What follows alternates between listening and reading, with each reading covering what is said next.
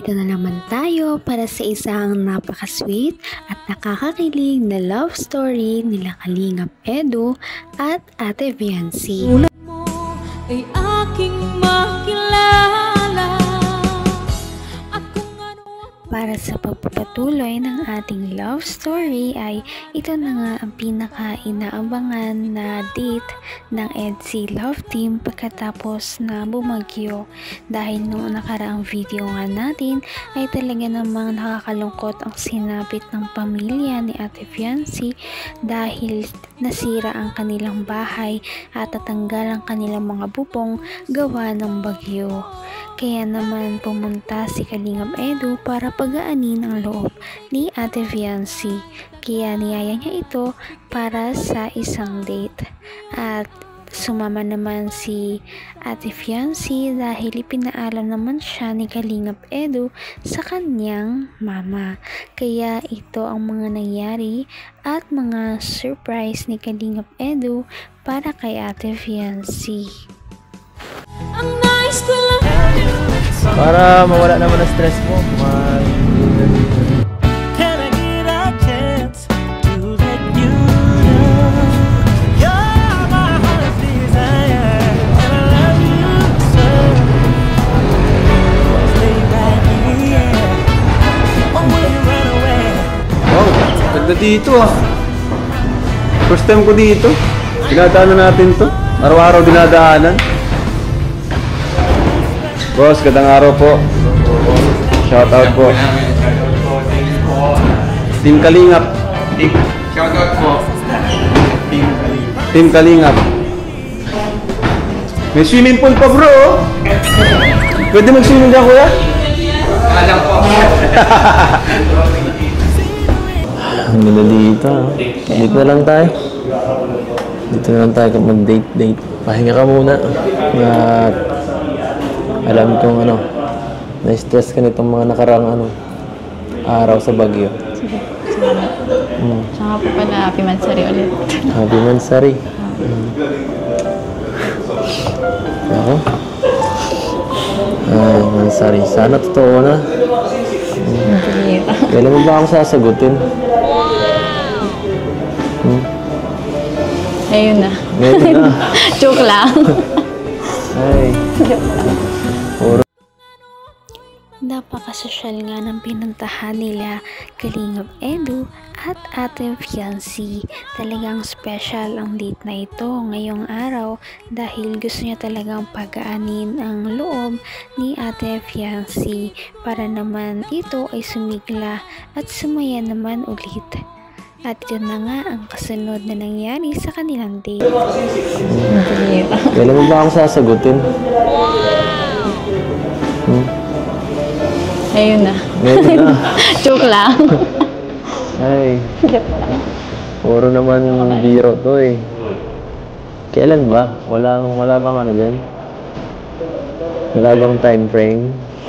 Kaya mo bang maghintay? Maghihintay. Oo naman. Habang buhay.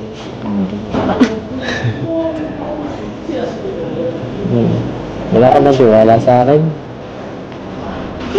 Okay.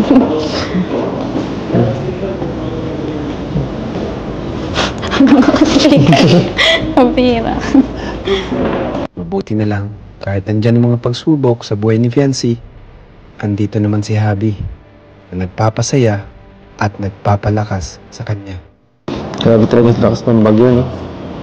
Grabe yung pinsala ang nangyari sa lugar natin at sa iba pa. Pero Oo nga po. nga pala. Sobrang nag-alala din ako sa mga kapatid ko po. Kumusta kumusta kayo sa Okay naman. Mabuti po at hindi man po pinasok yung pumaga namin.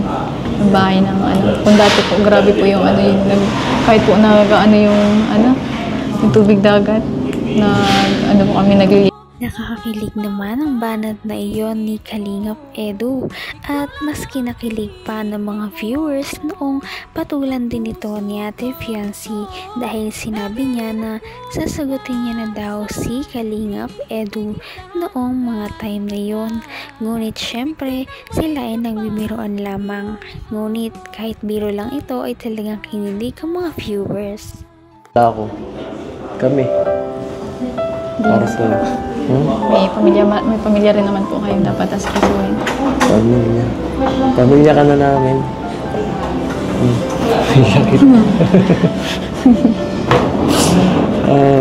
Kaya mo. Pag natapos yung bahay nyo, sigurado, hindi nyo na mararanasan yun. Kasi magandang, matibay yun. Kaya nga po. Safe na kayo dun. Salamat. Hindi na ako mag-aalala.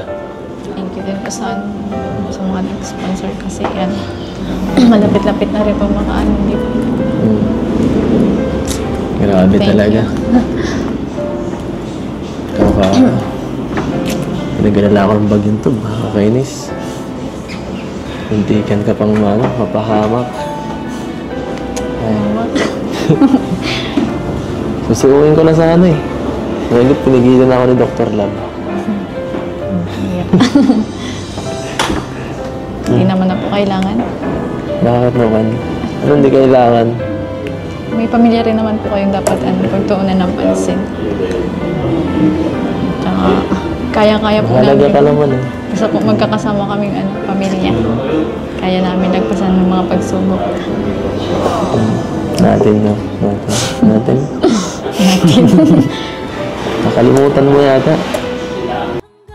Tama talaga si Kalingap Edu dahil yun na nga lang ang hinahantay ng pamilya ni Ate Fianchy, ang magawa na ang kanilang bagong bahay para naman sila ay makalipat na at hindi na sila mag-aalala kahit may mga bagyo pang dumating sa kanila dahil sila ay mas magiging safe na doon sa kanilang bagong bahay. Kaya naman sana ay matapos na rin talaga ito para makalipat na sila.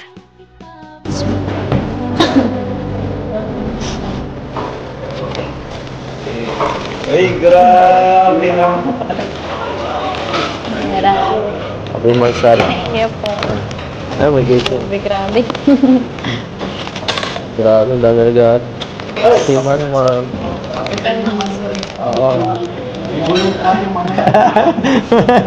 Ay, bulong nga yan. Sige, bulong mo na. Galing mo natin.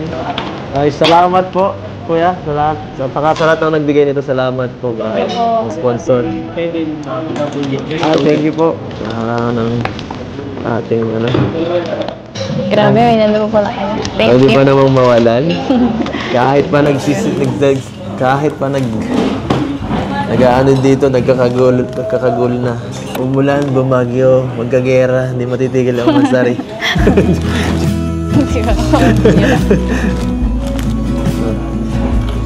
Happy ng bet. Happy ng baby. Gusto mo bang tingnan ang mga laman nito? Mamaya na lang po. Magkain na po muna tayo. Sige. Para alam na ng chat mo dyan. Gutom ka na yata eh. Kanina ka pa. Namamayat ka na talaga. Yatin. Kita ko na talaga ang ano mo. Buto mo sa leeg. Sobra talaga ang pagpapahalaga ni Kalingap Edu kay Ate Fianchy at sa kanilang relasyong dalawa kahit hindi pa man din sila mag-on. At ganoon na rin naman ang kanilang mga supporters na todo support sa kanilang bawat monthsary at napakarami talaga nilang mga handa at mga inisponsor kay Kalingap Edu para kay Ate Fianchy. Napakasweet talaga nila at napakabait ng tambalang ito kaya maraming sumusuporta. Kaya naman sana ipatuloy natin silang suportahan at mahalin si Fianchy, si Kalingap Edu at ang Kalingap team. Yun lamang at maraming salamat sa panonood. Abangan natin kung magkakatuluyan ba talaga si Kalingap Edu at Fianchy. Hanggang sa muli! Bye! Ngayon'y abot